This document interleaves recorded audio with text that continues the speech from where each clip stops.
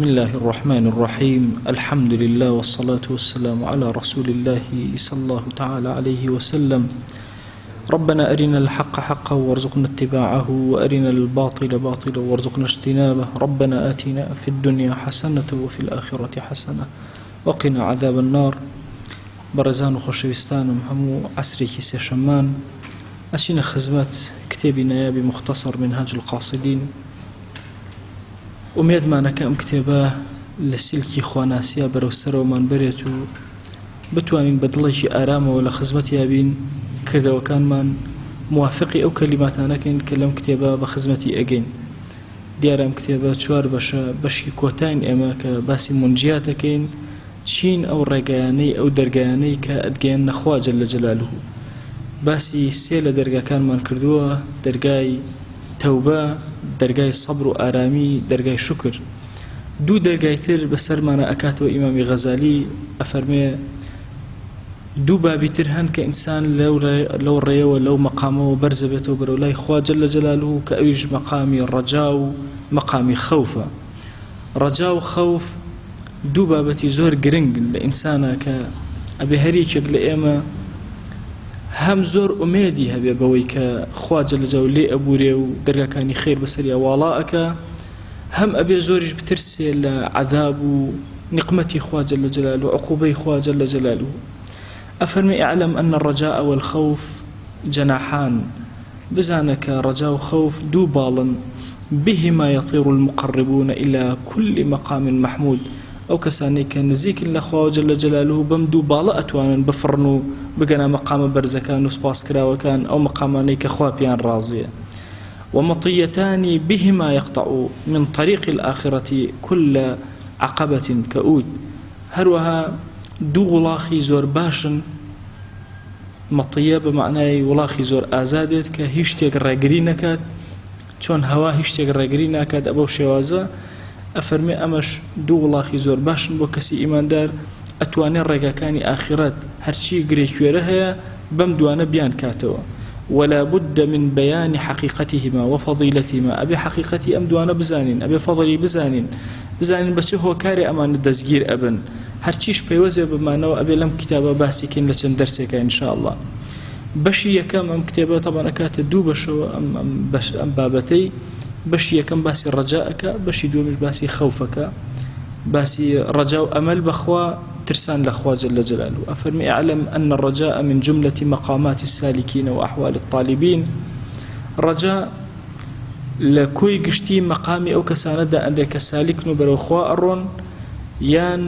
أو كسانك والطالبي بنيني حقا. رجاء بيشق بابة السريكة كان عند أنك اللي برز منه. وإنما يسمى الوصف مقاما إذا ثبت وأقام. طبعا لبابي تصوفك ومال المصطلحات هي كإمام غزالي اللي ربياني أكابومان كالضرورة أو مصطلحانا شكرا لكتب شريعتها يعني والله حضاري إسلامي برب ولا مشانة أبي إلا مشانة معنى كان نبزانين مقام معنى الشيء. أفرمي مقام بويا بي أوتري مقام أجد إنسان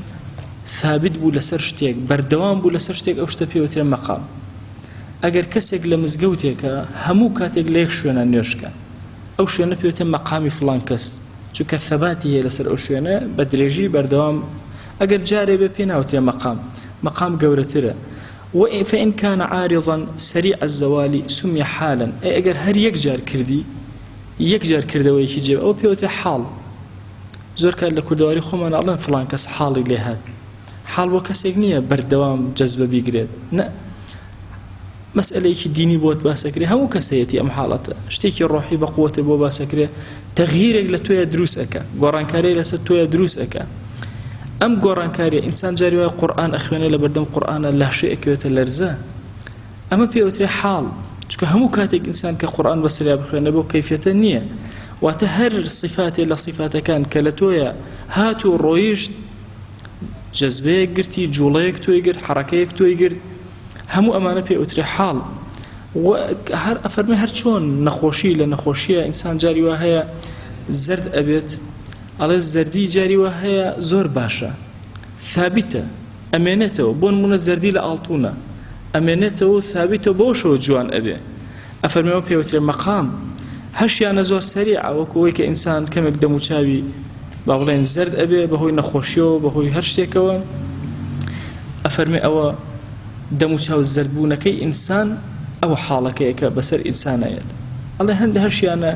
لە نێوان بەردەوامی و هێواشیایە وەکو نەخۆشیێکی کتوپڕ کە بەسەر ئینسانە بێت حاڵەتێکی زەردی بۆ دروستکە ئەفەرمێ صفاتی دڵیش بەو شێوازەیە هەیانە هیچ ثابت نییە ئەو پێوتێ حاڵ هەشیانە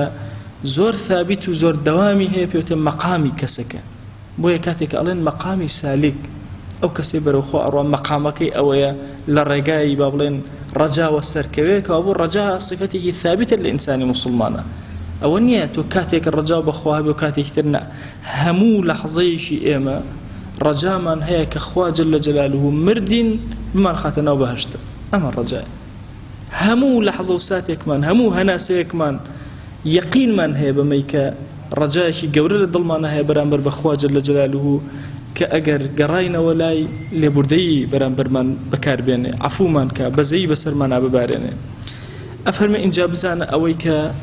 محبوب و مەکروهەکان کە بەرەو پیری تۆیان ئەو شتانەی خۆشتەون ئەو شتانەی پێت ناخۆشە هەیانە لەم حاڵەتە ئێستا حاڵەتەکەت بەسەرا هاتووە یا خۆشەویستیەک یا ناڕەحەتێکە بۆ هاتووە ئێستا هەشیانە لەمە و پێشە هەشیانە لەمە و دوایە لە سێ حاڵەت بەدەر نییە ئینسان هەموو ئەو شتانەی پێی خۆشە یا پێی ناخۆشە یا تێپەڕیوە یا ئێستا تایەتی یا لەمە و دوای ڕوبەڕووی ئەبێتەوە ئەفەرمێ ئەگەر هاتوو ئێستا حالیان تۆ لە ناویا بیت پێوتێ وجد پێوتێ ذەوق پێوتێ ئیدراک لە علمی تەسەوفە ئەم پێوترێ ئەم کەسە حاڵەتی وجدی بۆ دروست بووە حاڵەتی ذەوقی بۆ دروست بووە حاڵەتی ئیدراکی بۆ دروست بووە چونکە ئەم شتە ئێستا تایەتی ئەگەر هاتوو لەمە و پێش بووە پێوتێ ذیکر کە تۆ ذیکر ئەکەی ئەڵێ ذیکری خوا ئەکەم کە ئەنەما پێشتر خواگیان لە دڵتا چەسپێ و یادی ئەکەیتەوە جارێکتر محبوبەکە لە دڵتا دامەزراوە جارێکتر تۆ یادی ئەکەیتەوە ئەفەرمێ وإن كان قد خطر ببالك شيء في الاستقبال ئەگەر لەمە و دوا بوو ئەفەرمێ ئەگەر هاتوو زاڵ بوو بەسەر دڵتا هەستت ئەکرد ها ئێستا ئەیگەیتێ تەوەقوعێکی زۆر گەورەتە کرد فعلەنیش پێی ئەگەیشتێ ئەو پێوتێ محبوبی تۆ ئەگەر شتەکەش مەکروه بوو بۆ لەمە و دوای پێ ئۆترێشی پێوتێ خەوفی تۆ کەوابوو ڕەجا و خەوف بۆ لەمە و دوایە بۆ لەمە و دوایە تۆ لەمە و دوای لەحظەیەکی تر هەناسەیەکی تر 100 ساڵی تر هەزاران ساڵی تر ئایا تۆ بەرەو پیری چی ئەچی یا بەرەو پیری جوانی و محبوب و شتێک کە پێت خۆشە یا بەرەو پیری ناخۆشبوونەکان ئەڕۆیت بەرەو پیری خۆشی ئەڕۆیت ئەمە پێ ئەوتێ ڕەجای تۆ واتە ڕەجا لە دڵتا یەک دنیا خۆشەویستی و مەقامی حوبە بۆ خواگیان داناوە ئەتەوێ بەرەو پیری بڕۆی لەمە دووە ئەم پێوتێ ڕەجا ئەی ناڕەحەتیەکان کە احتیمالە تووشت بێ احتیمالە غەزەبی خوا تووڕەیی خوا جەل جەلالوه عقوبەی خوا غەزەبی خوا بەسەر تا دابارێ لە ئایندا لەمەیان پێوتێ خەوف ئەگەر تەشبیه نەبێت بچووکتری کەینەوە ئەمە بە نمونەیەک مناڵێک بەرامبەر بە باوکی بەرامبەر بە دایکی سێرەکەی زۆر ئومێدی بە دایک و باوکی هەیە بەڵام لە عینەن کاتیشە غەمی ئەوەشی هەیە دڵیان بئێشێنێ لێ عادز بن ئەمە پێوتێ خەوف و ڕەجا لەلایەک زۆر ئومێدی زۆر چونکە زانێمە دایک و باوکن زۆر درەنگ لێی تووڕە ئەبن حتى هەڵەیەکیش بکە ئینسان لە ناو هەڵەکەشان نابێ ڕەجای خوا لە یادکە ڕاستە لە خوا ئەترسێ لەوەی کە ڕەب العالەمین لێی تووڕە بێ لێی عادز ببێ بەڵام لە لایەکی ترەوە ڕەجا دەست بەر نادەن لە ڕەجا هەرچۆن مناڵەکە ئەگەر دەیان هەڵەشکە سەدان هەڵەشکە ڕەجای بەخوا هەر زۆرە ڕەجای بە دایک و باوکی زۆرە مناڵەکە عینەن بە هەمان شێواز کەسی ئیمانداریش حاڵەکەی بۆ شێوازەیە تەشبیه نەبێ لە نێوانە چۆن ئەو مناڵە لەگەڵ ئەوە هەڵەکە ئەکە ئەشزانەی هەڵەیە بەڵام ئەزانەی لێبوردەی دایک و باوک بەری ئەکەوێ هەندێک جار زیادە ڕەویش ئەکە تەشبیه نەبێ ئینسانی ئیمانداریش کە سالیکی ئەم ڕێگا خواناسیە هەندێک جار تووشی هەڵەوکەم و کوڕی ئەبێ بەڵام ڕەجا بەرنادە یان لە عەبدایەتیە جاری وهەیە کارێکی زۆر جوان مناڵەکە ئەکات ئەشترسێ هێشتا دایک و باوکی لێ ڕازی نەبن بە هەمان شێواز والله جاری وهەیە نوێژ ئەکەی ئەترسی نوێژەکەت قبول نەبوو بێ بە ڕۆژوو ئەبێ ئەترسی قبول نەبوو بێ قسەیەکی خێر بۆ خەڵکەکەی ئەترسی کە قبول نەبوو بێ ئەمە پێ ئەوترێ خەوف و ڕەجا کە لەمە دووە بەرەنگاری ئینسان ئەبێتەوە یا سەواء محبوبێکە یا وەکو مەکروهێکە کە ڕوتێ ئەکە فالرجاء هو ارتياح الانتظار، هو ارتياح لانتظار ما هو محبوب عنده. كابو الرجاء بريتي لويك إنسان مرتاح أسودية شاوري أو شتا جوانأك أو شتا خوشويستأك كبرو بيريه، ولكن ذلك المتوقع لا بد له من سبب حاصل. أبي هو كاريكي هبه أمن يتنهى الرجاء للدلابه أبي نأبي إيش وكرد به. فإن لم يكن السبب معلوم الوجود ولا معلوم الانتفاء نأوى بوجوده به، نأوى بنفيش بكره هيش تقنا به أو بيوت التمني. طبعا تمني خوزقية، الرجاء هر خوزقية، تمني اشتيك نايتدي بن منكسك تمني أو بكا كدو بالي هبت وكو تشولكيك شون دو بالي تمني أمك أما اشتيك بوي نايتدي أم بيوت التمنى. بلام تمني أو بكات كبابلين الرجاء أو بكا كبحضور خوا جل جلاله بسري برزة وأقات آية أما إمكاني ورودي هي إمكاني درزبوني هي بلام أما بيسي بسبب هي إنسان أقداني شيء هيشتيق نكاد بلا بخوا الرجاء بخوا زور زور وهيج الرجاء نية شكو هو كاركاين نقدر تدس أو تمني هي بخوا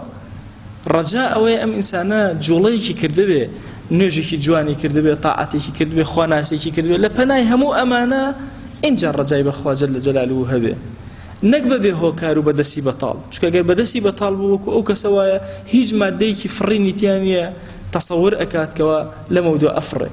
دي أو كاتا أو بيوت التمني بناوت الرجاء تمنيش مقبولني لشريعة أو الرجاية أفرنو شكو انتظارك ببه السبب هيج سببك نقر تودس أو الرئيسمي أو ناوي رجاء وخوف باش بوش تناوتري سواء بو مكروه كيك خوفه يا بو أويتري أما التمنية كيكا إن جا هرشتك كتو قماند ليه هبو ترددت هبو أفرمي أوشتا بيناوتري عينا بيناوتري الرجاء بيناوتري خوف أوشتشك بقطعي بيت هر بيناوتري رجاء وخوف أفرمي بو نمونا كسيك علي تمنى أكم بياني خور هالبيت بياني خور هالدت أما بيناوتري الرجاء كبياني خور هالدت يان الله والله أترسم بياني خور آواب به يان أمره أترسم أم إيواري خور آواب به خور آواب به أما اشتكي حتمية كابو أما ناكات الرجاء وخوف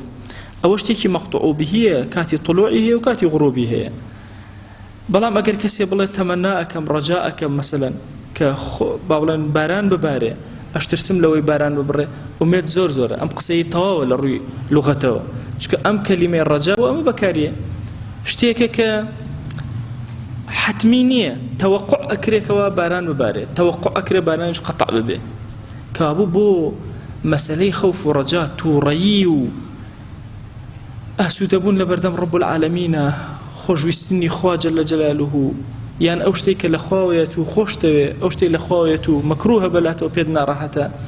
هردو كان ممكنة ببه ممكنة نبه بويا إنساني إيمان دار كاتق لمسألة خوف ورجاء أبي للضلي خويا هردو كاني دانابه إن جاءتواني سيدنا عمر أم موضوعا ببابته زور عظيم ومشهور رون أكاتو كأفرمي أقر بوتري يكز أشيت بهشت يكز لأمتي في غمري خواه صلى الله عليه وآله وسلم أشيت بهشت وميدم هي الرجام هي أو كسمن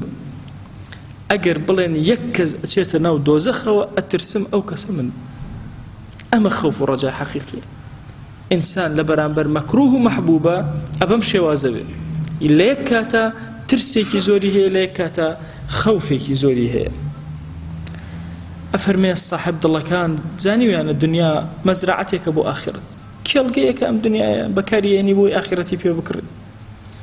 ضلي جوكو زيوايا إيمان تو كأين يجي همو طاعتاني كأيكي بريتيا لباق راقرتن باك راكرتني أو زاوية وكيلاني أو زاوية وترتيب كرني أو زاوية هم أمطاعتاني تو أوه ناكري إنسان بلا إيمان دارم لعينا كاتا مسألة إيمانكي تنها تويك بي لسر بردك الرق داينا بي كهيج أمليك نية بو يصوزو بي أبي الزاوية بو كيلا بي أبي آوي دا بي أبي الرجانا عبادتي خواي كرد بي بو إيمانكي بربقري كتابي بري درختي إيمان كتابي كيزور عظيمة براسي عقيدة وإيمان هستي بيناكري ببركي نبي كتابي بري درختي إيمان كتابي ماسا سعيد نورسية والشباب وقن زور قرنقن لم زمنا بيخنوا بوي لبرهمي عقيدان تيبقن أقرنا عقيدة أقر إما تصور من أوابة تنها علمي كوري أقرين حيش ما نكردو عقيدة تنها بريتيا لو حركي كالتو يدروس أبي أبو عبداتي خوا جل جلاله أجولنا بويا لمسائلي عقيدة إنسان أقر بروبو مكاني در نكوتن بري درختي إيماني در نكوت هیچ برهمشی ندا وەکوە ئەو تۆی هێنا بێت تۆی ئیمان لەسەر بەردێکی ڕەقدای نابێت بۆیە غەزالی ئەفەرمێ دەی بزانە پێویستت بەوەیە ئەو دڵی کەوا زۆر ڕەبتی لەگەڵ دنیا هەیە وەکو زەوێکی ڕق و تەق ئاو هەیە کە بە هیچ شێوازە هیچ شتێک ناڕوێنێ دەی تۆ تۆیەکی تێکەیتەوە کە خەسارەکەی دەی لە ڕۆژی قیامەتە کە ڕۆژی چنینەوەیەوە حەساد کۆ ئەەکەیتەوە و ئەو بەروبوومەی چنیوتە کۆی ئەەکەیتەوە هیچی دەست ناکەوێت بەخوا ئەو کەسەی کە تۆی ئیمان فڕێ ئەدا بەبێ هیچ ئەوەی ئامادەکارێکی بۆ کردبێ هیچ شتێک لەوێ ناچنێتەوە بۆیە پێویستمان بە ئیمانێکە کە پیسی دڵ ئەخلاقی خراپ لە دەوری کۆنەوە بێتەوە هەر چۆن تۆیەک لە زەویکی پیس و ڕق و بێکەڵکە زەویەکی بێبەرهەمە هیچ بەرهەم نادا بە هەمان شێواز ئیمانیش لە دڵێکی پیسا جێگەی نابێتەوە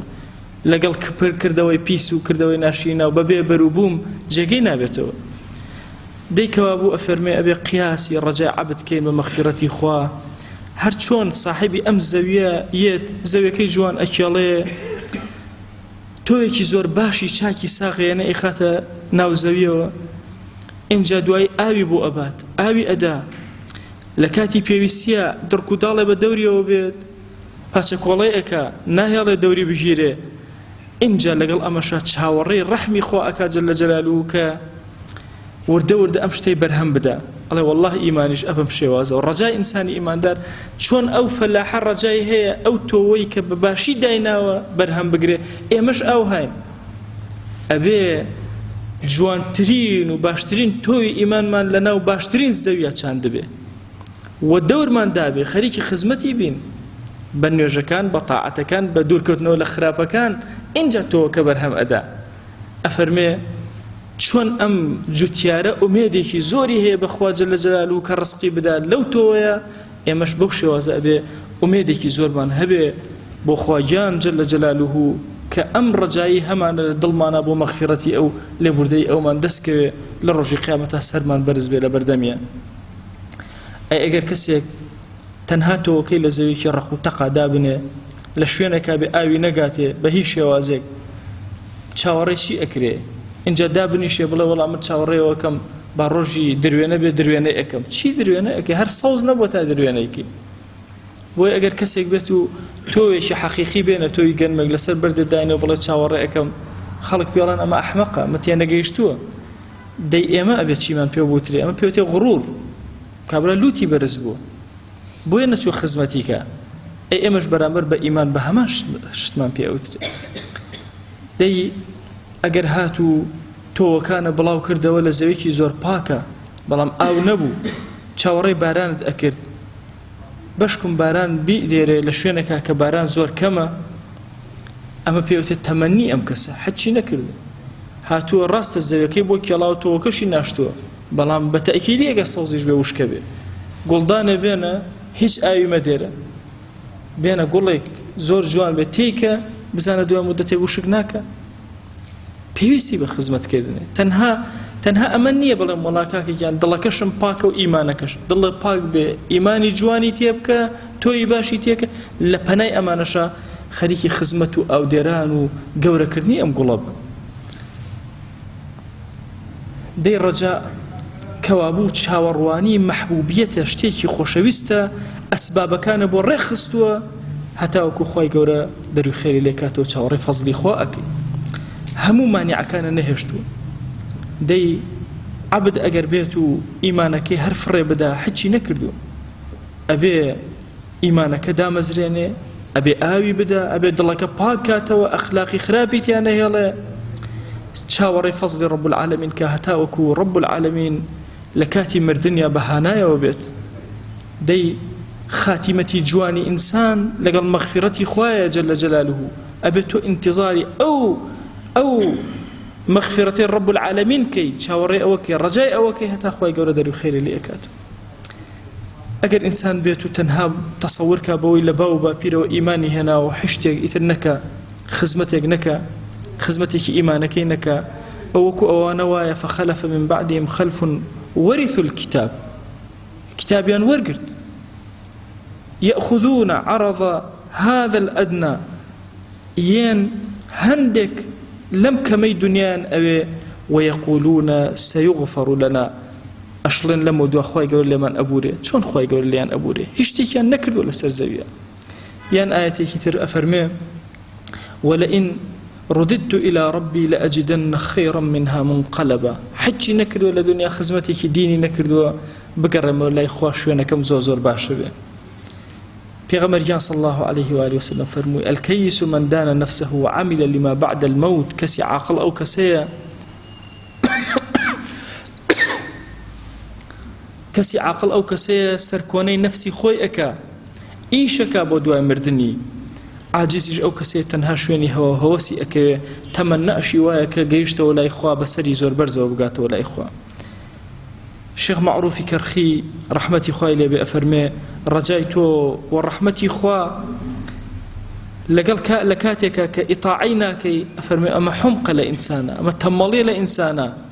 بوي خواجان فرميتي إن الذين آمنوا والذين هاجروا وجاهدوا في سبيل الله أولئك يرجون رحمة الله أو أنا إيماني يعني هنا هجرتي يعني كردو جهادي يعني كردو إن جاء الرجايان ويا خواي قول رحمة بسريان أبو باريني دي كي مستحقي أو الرجاء هبه أو كسيك وكردوي باشي أبي دي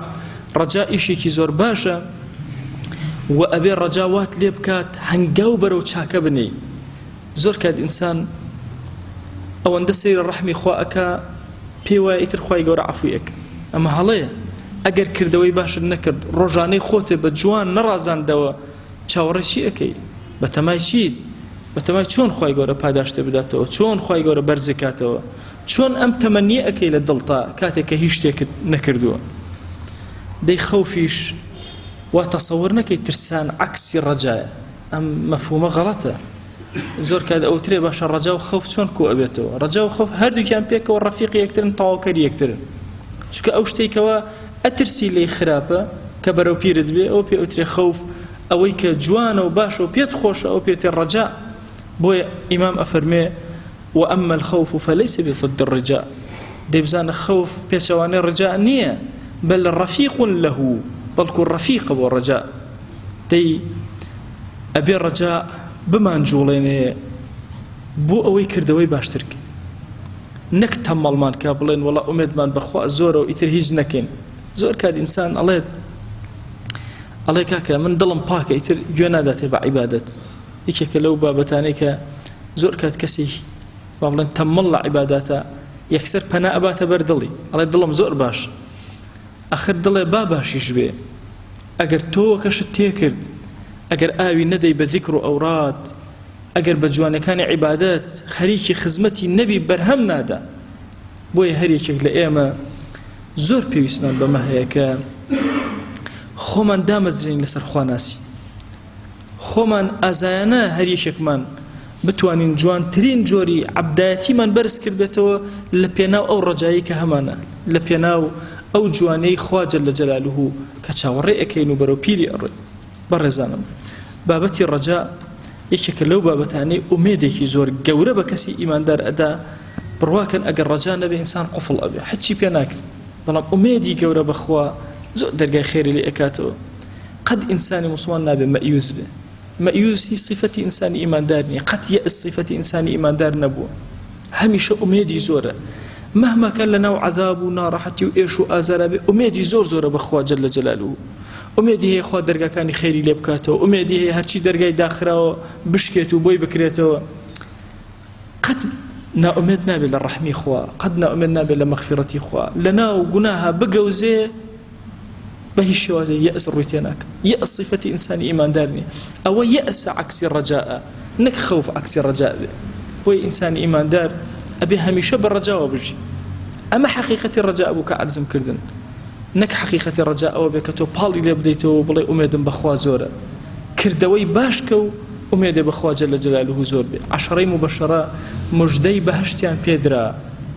لە پەنای موژدەی بەهەشتە جوانترین عەبدایەتیان بەرز کردەوە باشترین خزمەتیان کرد ئیمامی عومەر ئیمامی عوثمان چەندین جار پێغەمبەریان صلی الله عليه و آله وسلم موژدەی بەهەشتی دایە ڕۆژێ لە بەخشینی خۆی دوا نەکەوت پشتیوانی لێ بکاتەوە بڵێ من بەشی خۆم بەخشی بەشی خۆم کرد زۆر کات گەنجی موسڵمان لە سەرەتای دینداری و خواناسیە تاعاتێکی زۆر باشەکە دوای هەموو جارێ ئەڵێ کورە من زۆرم کردووە ئەو زۆرکردنت هەمووی بە هەوایە ئەبات ئەبێ ئینسانی ئیماندار هەتا ئەخیر لەحەزەی کۆتایی ژیانی خەریکی ئەودانی داری درەختی ئیمانی بێ هەتاوەکو جوانترین بەرهەم بدا هەتا بتوانێ بەسەری بەرزەوە بە حەزوری ڕەب العالەمین بگات خوای گیان ئێمە گوناهباری خەجاڵەتبار داوای عەفو و مەرحەمەت و لێبوردەی لێ ئەکەین خوای گیان ڕەجا و خەوفی خۆت لە دڵمانە زیاد کە مەرحەمەتی خۆت پەروەردگارە بمان گێڕە لەو عەبدانەی مەرحەمەت و مەغفیرەتی خۆت بەسەریانە ئەبارێنی یا ئەکرەم الئەکرەمین خوای گیان داوا لێ ئەکەین بە ناوی جوانت بە صیفەتی بەرزە بە ئیسمی عەظەمت گوناهێ بە ئاشکرا کردومانە عەفومان کە گوناهێ بە پەنهان کردومانە عەفومان کە خوایە پەنا ئەگرین بە تۆ لە ڕیا پەنا ئەگرین بە تۆ لە تەکەبور پەنا ئەگرین بە تۆ لە ترسنۆکی پەنا ئەگرین بە تۆ پەروەردگارە لە بێشەرمی خوایە پەنا ئەگرین بە تۆ یا ئیلاهی لە شەهوەت و لە غەفڵەت خوایە پەنامان بدە لە غەفڵەت خوایە پەنامان بدە لە شەهوەت خوای ئەوەندە حەڵالمان بدەرێ محتاجی حەرام نەبین پەروەردگارە حاجەکانی ژیانمان هەموو بۆ پڕ کەرەوە یا ئەکرەم الئەکرەمین ڕزقی حەڵالمان زیاد کە یا ڕەب العالەمین گرفتەکانمان چارەسەر کە یا ئەکرەم الئەکرەمین خوای گیان بەزەیی و کەڕەم و ڕەحمەتی خۆت بەسەرمانە ببارێنە خوای لە گوناهی خۆمان و دایک و باوکمان ببورە خوای گیان لە گوناهی جەنای ماسە مەلا عوسمان ببورە پەروەردگارە داوا لێ ئەکەین بە ناوی جوانە بە صیفەتی بەرزە بە ئیسمی عەظەمت خوایە بەزەیی و ڕەحمەتی خۆت بەسەر ئەم مەجلیسە و تائی مەجلیسەکانمانە ببارێنە هەر کەس متابعی وتارەکانمانەکە خوایە لەسەر جەم گوناهەکانیان ببورە سەرفرازی دنیا و ئاخرەتیان کە بەرەکەت بخەرە ناو ئەم کەلیماتانەوە کە لە خزمەت ئەم پیاوە گەورانە ئەوەستین یا ئەکرەم الئەکرەمین